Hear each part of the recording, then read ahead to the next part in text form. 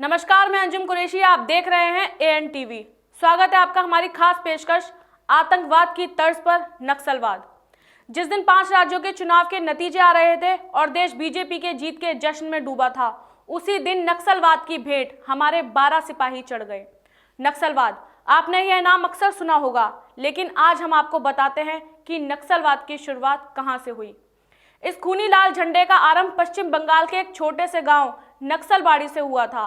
भारतीय communist party के चारू मजूमदार और कानू सान्याल ने 1967 में एक सशस्त्र आंदोलन को नक्सलबाड़ी से शुरू किया था।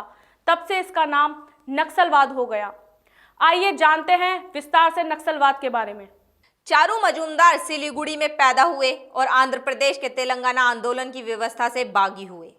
1962 में उन्हें जेल में रहना पड़ा और उसी समय कानू सान्याल से उनकी मुलाकात हुई। कानू सान्याल का जन्म दार्जिलिंग में हुआ था। कानू को नक्सलवाद का जनक माना जाता है।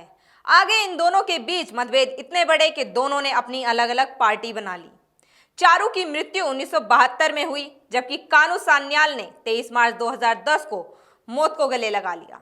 जय जवान जय किसान, यह नारा भारत की धरती का अस्तित्व बयान करता है, लेकिन नक्सलवादी किसानों के अधिकारों के नाम पर जवानों को मौत के घाट उतार रहे हैं। नक्सलवाद के शुरू होने का महत्वपूर्ण कारण मजदूरों और किसानों की दुर्दशा के लिए जिम्मेदार सरकारी नीतियां थीं, परंतु जिन मजदूर और किसानों के लिए नक्सलवाद का आरंभ हुआ, क्या उन नीतियों पर आज भी नक्सलवाद चल रहा है?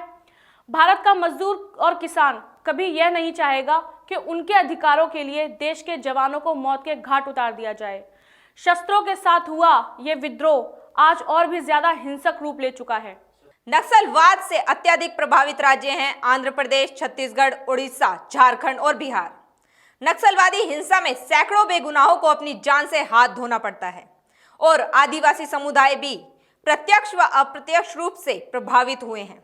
समय समय पर भारतीय सेना के जवान नक्सलवादियों की गोली का शिकार होते रहे हैं। पहले छत्तीसगढ़ के दंतेवाड़ा में 75 सुरक्षा कर्मियों को मार दिया गया था और अब 11 मार्च को सुकमा के भेजी में 60 नक्सलियों ने 219 बटालियन के 112 जवानों पर हमला बोल दिया, जिसमें 12 जवान शहीद हो गए। गृह मंत्री राजनाथ सिंह ने इस शोक पर ना तो बीजेपी की जीत का जश्न मनाया और ना ही होली। सोचने वाली बात यह है कि इस तरह के उग्रपंथी समुदायों को अत्याधुनिक हथियार कहां से प्राप्त होते हैं। कहीं ना कहीं नक्सलवाद को हमारे देश के कुछ राजनीतिक ताकतें सहयोग कर रही हैं। इस समस्या की जड़ को हमारी सरकार को गंभीरता से लेना होगा। जब भारत पाकिस्तान के खिलाफ सर्जिकल स्ट्राइक कर सकता है, म्यांमार की सीमा के भीतर उग्रवादियों के कैंपों को निशाना बना सकता है, तो देश के भीतर छिपे इन लाल दुश्मनों पर विजय प्राप्त क्यों नहीं कर सकता। हमारी खास पेशकश में फिलहाल इतना ही। हमें दीजिए इजाजत। नमस्कार।